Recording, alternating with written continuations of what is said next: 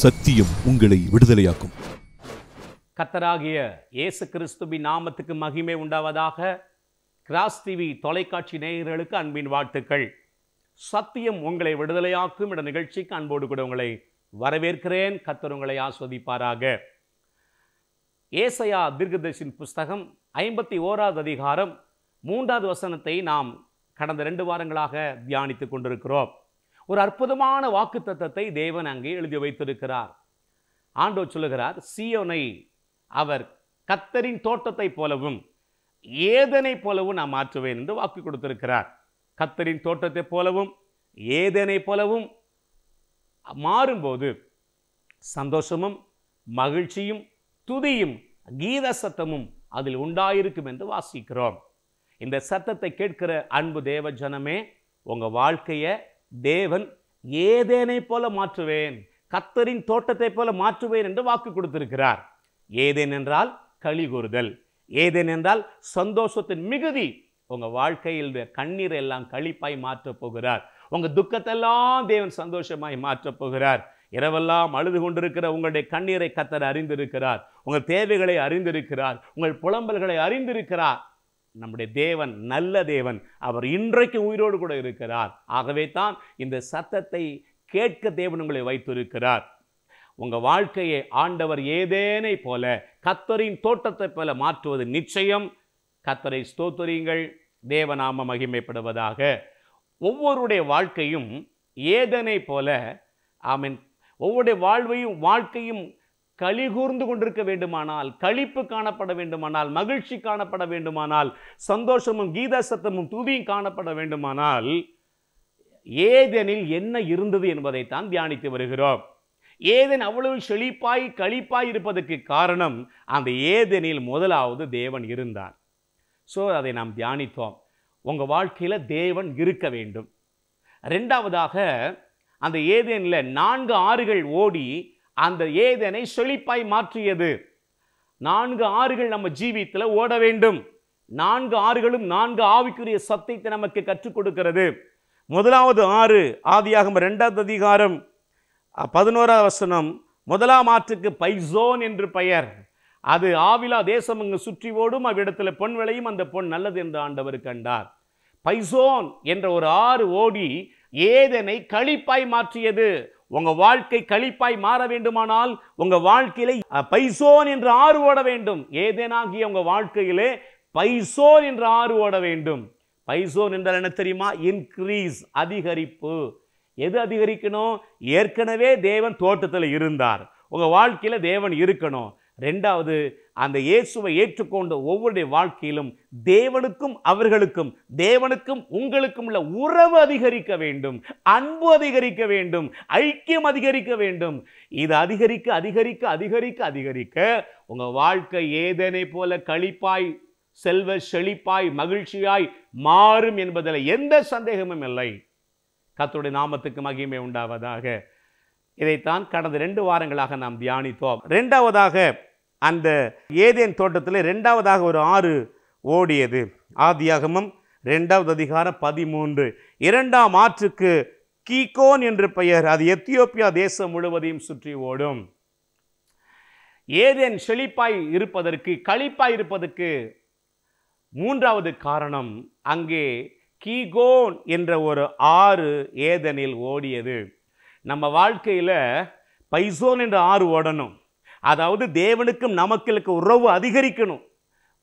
மூன்றாவதாக, முதலாவது தேவன் இருக்கணும், ரெண்டாவது உறவு அதிகரிக்கணும், மூன்றாவதாக கீகோன் என்ற ஆற்றின் அனுபவம் நமக்கு அவசியம். கீகோன் என்றால் பேஸ்டிங் ஃபோர்த், வெடித்து சிதறுவது, வெடித்து சிதறுவது. இது எதை குறிக்கிறது தெரியுமா? அப்போஸ்தலர் நடபடிகளின் புஸ்தகம் 1வது அதிகாரம், பரிசுத்த ஆவி உங்களிடத்தில் வரும்போது நீங்கள் பலன் அடைந்து. அந்த பலன் அடைந்து என்ற வார்த்தைக்கு டுனாமிஸ் என்ற கிரேக்க வார்த்தை பயன்படுத்தப்படுகிறது. அந்த டுனாமிஸ் என்ற வார்த்தைக்கு ஆங்கிலத்தில் டைனமைட் பவர் என்ற அர்த்தம். தமிழிலே வெடித்து சிதறும் வல்லமை. அன்பு தேவஜனமே, உங்க வாழ்க்கை ஏதனை போல மாறணுமா? துதியும் கீத சத்தமும் சந்தோஷமும் மகிழ்ச்சியும் களிப்பும் உண்டாக வேண்டுமா?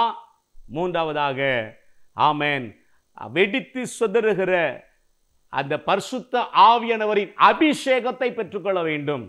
பரிசுத்த ஆவியானவரின் அபிஷேகத்தை பெற்றுக்கொண்டு, அந்நிய பாஷையின் அடையாளத்தோடு அபிஷேகத்தை பெற்றுக்கொண்டு, அந்த ஆவியில நிரம்பி அந்நிய பாஷை பேசி பேசி பேசி பேசி அந்த வெடித்து சிதறுகிற வல்லமை, அதாவது தேவ பலன் உங்க ஆவியில அதிகரிக்க அதிகரிக்க அதிகரிக்க, உள்ளான மனுஷனில் தேவ வல்லமை அதிகரிக்க அதிகரிக்க அதிகரிக்க, தேவ பலன் அதிகரிக்க அதிகரிக்க உங்க வாழ்க்கை ஏதேனை போல மாறும் என்பதில் எந்த விதமான சந்தேகமும் இல்லை.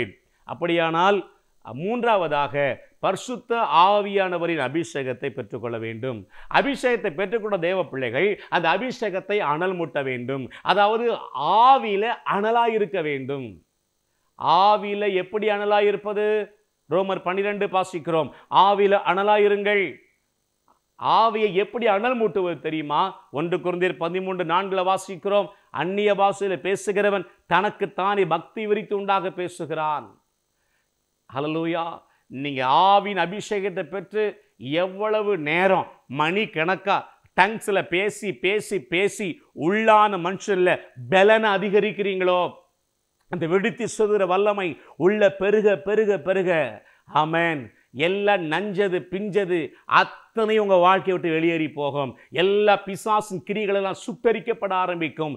ஏன்னா பரிசுத்த ஆவியானவருடைய அளவில்லாத வல்லமை உங்களையும் உங்க குடும்பத்தை நிரப்பும் பொழுது எல்லா பொல்லாத ஆவிகளின் கிரிகள் எல்லாம் தானாகவே சுட்டரிக்கப்பட்டு விடும்.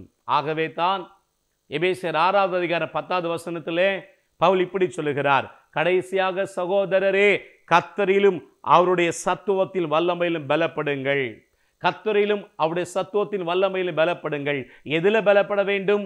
எபேசியர் 3:16 எப்படி பலப்பட வேண்டும்? நீங்கள் அவருடைய ஆவியினாலே உள்ளான மனுஷனின் வல்லமையாய் பலப்பட வேண்டும். நம்முடைய உள்ளான மனிதன் இல்லை, ஆவி மனிதன் இல்லை. பலன் அதிகரிக்க அதிகரிக்க அதிகரிக்க, உள்ள ஃபவுண்டேஷன் ஸ்ட்ராங்கா போட போட போட வெளியரங்கமான வாழ்க்கை ஓகோன்னு இருக்கும் என்பதில் சந்தேகமும் இல்லை. அநேக கட்டடங்கள் 100 மாடி 200 மாடி 300 மாடி உயரமாய் இருக்கிறது. எல்லாரும் பார்த்து பிரமிப்பாய் பார்க்கிறார்கள், ஆச்சரியமாய் பார்க்கிறார்கள். இதுக்கு என்ன காரணம் தெரியுமா? கண்ணுக்கு தெரியாத அஸ்திபாரம் அகலமா ஆழமாய் போடப்பட்டிருக்கிறது. வெளியரங்கமான அந்த பூமிக்கிற வாழ்க்கையில எல்லாரும் உங்களை பார்த்து ஆச்சரியப்படணுமா? அப்பா இவ்வளவு உயர்த்தப்பட்டிருக்காங்களே சொல்லி உங்களை பார்த்து ஆச்சரியமா பேசணுமா, பார்க்கணுமா? அப்படின்னா கண்ணுக்கு தெரியாத உள்ளான மனுஷன்ல நீங்க பலனை அதிகரிக்கணும். உள்ளான மனுஷன்ல எப்படி பலனை அதிகரிப்பது? நீங்கள் அவருடைய ஆவியினாலே உள்ளான மனுஷிய வல்லமையாய் பலப்பட உங்களுக்காக ஜெபிக்கிறேன் என்று பவுல் சொல்லுகிறார். அதாவது அந்நிய பாஷை அடையாளத்தோடு பரிசுத்த ஆவியானவரின் அபிஷேகத்தை பெற்றுக்கொண்டு நீங்கள் அந்நிய பாஷையில் பேச பேச பேச பேச பேச அது உங்களை பலசாலியாய் மாற்றும். ஆவியில் பலனை இன்க்ரீஸ் பண்ணும். அந்நிய பாஷை என்ற வார்த்தைக்கு எபிரேய மொழியில் சரியான அர்த்தம் அக்கினி பாஷை. ஒரு அக்கினிக்கு என்ன வல்லம் உண்டோ அதை விட கோடி மடங்கு வல்லமை பரிசுத்த ஆவியானவரின் அபிஷேக அக்கினிக்கு உண்டு. ஆகவே அபிஷேகத்தை குறித்து கேள்வி பண்ணுறவங்க கேள்வி பண்ணட்டும், நிந்திக்கிறவங்க நிந்திக்கட்டும். ஆமென். ஆனால் நீங்கள் தாகத்தோடு பெற்றுக்கொள்ளுங்கள். பெற்றுக்கொண்ட தேவ பிள்ளைகள் ஏதோ ஞாயிற்றுக்கிழமை ஏதோ சர்ச்சுக்கு போகும்போது மட்டும் அந்நிய பாஷை பேசுவதல்ல, நீ அவரோடு சஞ்சரித்து கொண்டிருங்கள். பரிசுத்த ஆவியானவரோடு சஞ்சரிப்பதற்கு அபிஷேகம் அவசியம். டங்ஸில் பேச பேச பேச உங்களுக்கும் ஆவியானுக்கு உறவு அதிகரிக்கும். அதாவது ஆவியில் அனல் உண்டாகும். அதாவது ஆவி பலன் அடையும். ஆவி பலன் அடையும் போது ஆட்டோமேட்டிக்காக உங்கள் வாழ்க்கை ஏதனை போல மாறும். உங்கள் வாழ்க்கையில் களிப்பு உண்டாகும், மகிழ்ச்சி உண்டாகும், துதி சத்தம் உண்டாகும், கீத சத்தம் உண்டாகும், சந்தோஷம் உண்டாகும் என்பதில் எந்த விதமான சந்தேகமும் இல்லை. ஏசாயா தீர்க்கதரிசியின் புஸ்தகத்தில் வாசிக்கிறோம், பரியாச உதடுகளினாலும் அந்நிய பாஷையினாலும் இந்த ஜனத்தோடு பேசுவார். பரியாச உதடுகளினாலும் அந்நிய பாஷையினாலும் இந்த ஜனத்தோடு பேசுவார். இளைப்படைந்தவனை இளைப்பார பண்ணத்தக்க ஆறுதல் இதுவே என்று சொன்னாலும் கேட்க மாட்டோம் என்கிறார்கள். பாருங்க, அழகா எழுதி வைத்திருக்கிறார். இளைப்படைந்தவனை இளைப்பார பண்ணத்தக்க ஆறுதல் இதுவே என்று சொன்னாலும் கேட்க மாட்டோம் என்கிறார்கள். அதாவது பிரச்சனை மாறுவதற்கு, கஷ்டம் மாறுவதற்கு, வாழ்க்கை களிப்பாய் மாறுவதற்கு, சந்தோஷமாய் மாறுவதற்கு இதுதான் வழின்னு சொன்னால் கேட்க மாட்டோம் என்கிறார்கள். அன்பு தேவஜனமே, ஆண்டவராக இயேசு கிறிஸ்து ஊழியத்தை ஆரம்பிப்பதற்கு முன்பதாக பரிசுத்த ஆவியானவராலே வனாந்தரத்து கொண்டு போகப்பட்டார். ஆனால் திரும்பி வரும்போது ஆவியானவரின் பலத்தினாலே திரும்பி வந்தார் என்று வாசிக்கிறோம். அப்போஸ்தலர் 10:38 வாசிக்கிறோம், நாசரேத் ஓரானாகிய இயேசுவை பரிசுத்த ஆவியினாலும் வல்லமையினாலும் தேவன் அவரை அபிஷேகம் பண்ணியிருந்தார். ஆகவே தான் பிசாசின் பிடியில் அகப்பட்ட யாவரையும் விடுதலையாக்கிறவராக, ஆமென், ஸ்தோத்திரம், ஆண்டவர் இருளிற்கு ஜனங்களை வெளிச்சத்துக்கு கொண்டு வரக்கூடியவராக அவர் சுற்றித் திரிந்தார். காரணம், அவர் மேல் இருந்த அபிஷேகம். ஏசாயா 61:1 சொல்லுகிறது, கர்த்தருடைய ஆவியவர் என் மேல் இருக்கிறார். இயேசு கிறிஸ்து ஞானஸ்நானம் பெற்று கரை ஏறின பொழுது வானம் திறக்கப்பட்டது. பரிசுத்த ஆவியானவர் புறாவை போல இறங்கி அவர் மேல் வந்து அமர்ந்து இருந்தார். ஸோ இயேசு கிறிஸ்துவினுடைய ஊழியத்துக்கு, அவருடைய சக்சஸான மினிஸ்ட்ரிக்கு ரீசன் என்னென்னா, அவர் அவ்வளவாய் தேவன் வல்லமையை பயன்படுத்த காரணம் என்னவென்றால் அவர் மேலே அபிஷேகம் இருந்தது. ஆவியானவர் கூட இருந்தார். ஆவியானவரோடு சஞ்சரித்து கொண்டிருந்தார். ஆவியானவருடைய பலத்தில் அவர் கட்டப்பட்டிருந்தார், வளர்ந்திருந்தார். அன்பு தேவஜனமே, அபிஷேகத்தை பெற்றுக்கொள்ளுங்கள். அபிஷேகத்தை பெற்றுக்கொண்ட தேவ பிள்ளையே, ஆவியில் அனல் முட்டுங்கள். ஆவி அனல் முட்டுங்கள். அந்நிய பாஷையில் பேசி பேசி பேசி பேசி உள்ளான மனுஷன் பலன் அடையட்டும். உள்ளான மனுஷன் பலன் அடைய அடைய அநேகர் ஆச்சரியமாய் பார்க்கக்கூடிய அளவுக்கு உங்கள் வாழ்க்கையை மகிழ்ச்சியாய் செழிப்பாய் மாற்றுவார் என்பதில் எந்த விதமான சந்தேகமும் இல்லை. Praise the Lord. வேதம் திட்டமாய் சொல்லுகிறது, இளைப்படைந்தவனை இளைப்பார பண்ணத்தக்க ஆறுதல் இதுவே என்று சொன்னால் கேட்க மாட்டோம் என்கிறார்கள். எசேக்கியேல் தீர்க்கதரிசியை ஆண்டவர் எலும்புகள் நிறைந்த பள்ளத்தாக்குக்கு கூட்டிக் கொண்டு போனார். அந்த எலும்புகள் இந்த பள்ளத்தாக்கை சுற்றி காண்பித்தார். அவைகளெல்லாம் காய்ந்து போய் உலர்ந்து போய் காணப்பட்டது. அப்போது கேட்டார், மனுபுத்திரனே, இந்த எலும்புகள் உயிரடையுமா என்று கேட்டார். அப்பொழுது எசேக்கியேல் ஞானமாய் பதில் சொன்னான். ஒருவேளை அந்த எலும்பெல்லாம் பார்க்கும்போது எசேக்கியேல் இப்படி நினச்சிருப்பான், 7 ஜென்மம் ஆனால் இந்த எலும்பெல்லாம் உயிரடையாது, இந்த காஞ்சு போன எலும்புகளெல்லாம் உயிரடையும் என்று கேட்கிறார் என்று சொல்லி இப்படி சொன்னான். அது உமைக்கே தெரியும் ஆண்டவர் என்று சொன்னான். அப்பொழுது ஆண்டவர் சொன்னார், பரவாயில்லப்பா, நான் சொல்றதை மட்டும் சொல்லு என்று சொன்னார். ஆண்டவர் சொல்ல சொல்ல எசேக்கியேல் பேசினான். பேச பேச எலும்புகள் ஒன்று சேர்ந்தது, நரம்புகள் வந்தது, தசைகள் வந்தது. கடைசியா ஆவியை அவைகளுக்குள் பிரவேசிக்க பண்ணினார். அவைகள் உயிர் பெற்று எழும்பி நின்றன. உலர்ந்த எலும்புகள் உயிரடைய வேண்டுமானால் ஆவி உள்ள பிரவேசிக்க வேண்டும். ஐயா, உங்கள் வாழ்க்கையில் களிப்பு உண்டாக வேண்டுமா? ஏதனை போல மாற வேண்டுமா? கர்த்தரின் தோட்டத்தை போல உங்கள் வாழ்க்கை மாறணுமா? அபிஷேகத்தை பெற்றுக்கொள்ளுங்கள். அபிஷேகத்தை பெற்றுக்கொண்டு ஆவில அனலாயிருங்கள். ஆவில அனலாயிருப்பதற்கு அந்நிய பாஷையில் இரவும் பகல் பேசிக்கொண்டே இருங்கள், ஜெபித்து கொண்டே இருங்கள். பிரச்சனை மாறவில்லையா? நீண்டகால பிரச்சனையா? பல வருஷ பிரச்சனையா? முழங்கால் போட்டு 1 மணி நேரம், 2 மணி நேரம், 3 மணி நேரம் உங்கள் ஆவில கன்ஃபர்மேஷன் தெரிகிற வரைக்கும் அந்நிய பாஷை பேசிக்கொண்டே இருங்கள். என் கணவனை, என் பிள்ளைய, என் தொழிலை உங்கள் கையில் ஒப்பு கொடுக்குறேன்னு சொல்லிட்டு என்ன கர்த்தர் வார்த்தை கொடுக்குறாரோ திரும்ப திரும்ப உள்ளான ஆவியிலிருந்து பேச ஆரம்பிங்கள். பேச பேச வெடித்து சிதறுகிற பரிசுத்தாவின் வல்லமை உங்களை நிரப்பும். உங்கள் ஆவியை பலனச் செய்யும். உங்கள் வாழ்க்கை ஏதனை போல கர்த்தர் மாற்றுவார். கர்த்தரும் கிருபை உங்களோடு இருப்பதாக. கண்களை மூடி நாம் ஜெபிப்போம். கிருபை நிறைந்த அன்பு தகப்பனே, கர்த்தராகிய இயேசுவின் நாமத்தில் நாங்கள் உம்மை துதிக்கிறோம்.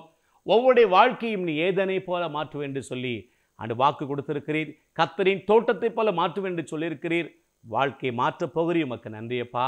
அதனால் அவங்க வாழ்க்கை சந்தோஷமாய், களிப்பாய், மகிழ்ச்சியாய் மாறப்புறமைக்காக நன்றி. ஆண்டவரே, அந்த தோட்டத்தில் நீர் இருந்தீர்.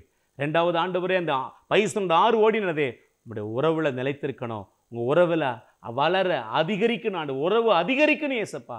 3வதாக வெடித்து சிதறு வல்லமையாக கீகன் என்ற ஆறு ஓடணுமே. அந்த அனுபவம் வாழ்க்கையில் வர வேண்டுமே.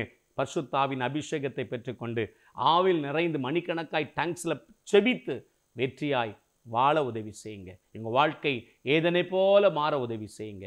இயேசுவின் நாமத்தில் பிதாவே, ஆமேன், ஆமேன். God bless you. கர்த்தர் உங்களை ஆசீர்வதிப்பாராக. Pastor S. ராஜேஷ், இயேசுவின் இரத்தக்கோட்டை, நல்ல சமாரியன் ஐக்கிய ஊழியங்கள், 15/272/1, பெரிய செல்வம் நகர், தாளமுத்து நகர் பகுதி, சிலுவைப்பட்டி, தூத்துக்குடி.